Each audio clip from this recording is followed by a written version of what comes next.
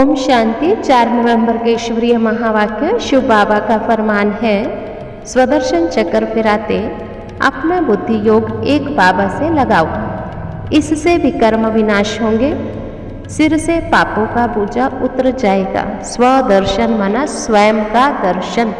Number 2, संगम युग की विशेषताएं बहुत हैं। संगम युग पर आत्मा परमात्मा का मेला लगता है, जिसको कुंभ का मेला भी कह सकते हैं। नंबर 2, इसी समय सच्चे ब्राह्मण बनते हैं।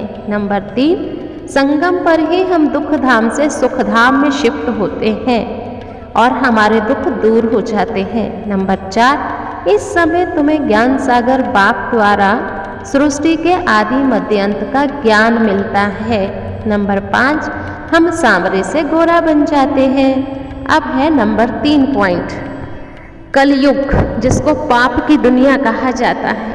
इस पाप की दुनिया को परिवर्तन करने के लिए कल्प में एक ही बार परम पिता परमात्मा, जिसको पतित पावन कहते हैं, वो इस धरा पर आकर के इस पतित दुनिया को, इस पाप की दुनिया को परिवर्तन कर देते हैं।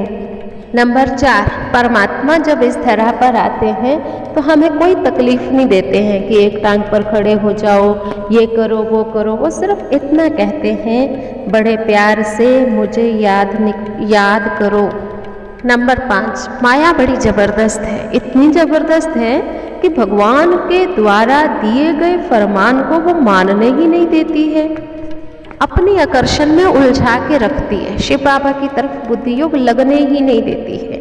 नंबर 6, हम कल पहले भी बाबा के मददगार बने थे, तो जो जितना मददगार बनता है उतना ही उसको इजाफा भी मिलता है। परमात्मा आकर के मदद का इजाफा देते हैं। सतयुग की स्थापना में हम परमात्मा के मददगार बनते हैं। नंबर 7, दुनिया में कहते हैं हम सो हम। शिव बाबा ने ओम का अर्थ भी समझाया और हम सो हम का अर्थ भी समझाया। हम सो आत्मा है, आत्मा ही फिर ब्राह्मण बनती है, देवता बनती है, क्षत्रिय बनती है। तो ओम अर्थात मैं आत्मा हूँ, परमात्मा की संतान हूँ। ओम का अर्थ यह है। परम पिता शिव को परमात्मा कहते हैं। नंबर 8, यह संगम युग कल्याणकारी युग है। यहाँ स्वयं शिव बाबा आकर के हम सबका कल्याण करते हैं। रावण ने तो अकल्याण किया, बाबा कल्याण करते हैं। तो हमें बाबा की मत पर चलना चाहिए, उसी में ही हमारा कल्याण है।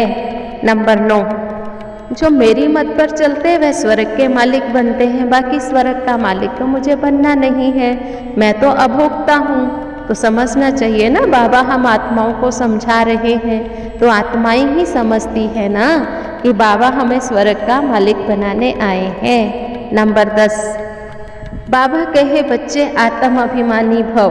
देवता बनना है तो पवित्र भी जरूर बनना पड़ेगा। अभी तो 5 विकारों का ग्रहण लगा हुआ है। कहा जाता दे दान तो छूटे ग्रहण, तो परमात्मा को विकारों का दान दे देना है, आत्म अभिमानी बन जाना है, कहना मान करके बाबा का सपूत बच्चा बनना है। ना मानने वाले को तो कपूत कहा जाता है। बुद्धि में रहना चाहिए, मेरा तो एक शिव बाबा, दूसरा ना कोई।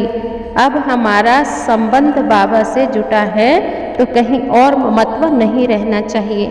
और आज का वरदान है, मन और बुद्धि को सदा सेवा में बिजी रखने वाले निर्विघ्न सेवाधारी भव।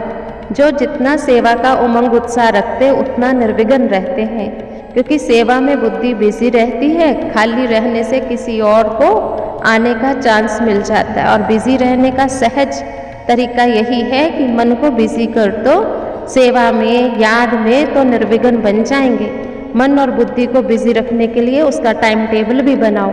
सेवा व स्वयं के प्रति जो लक्ष्य रखते हो, उस लक्ष्य को प्रैक्टिकल में लाने के लिए बीच बीच में अटेंशन जरूर देना चाहिए। अटेंशन कभी टेंशन में बदली ना हो। जहाँ टेंशन होता है वहाँ मुश्किल हो जाती है। सो अटेंशन प्लीज। स्लोगन, सेवा से जो दुआएं मिलती है वही तंदुरुस्त रहने का साधन है।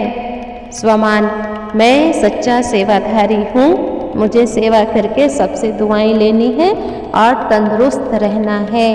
ओम शांति।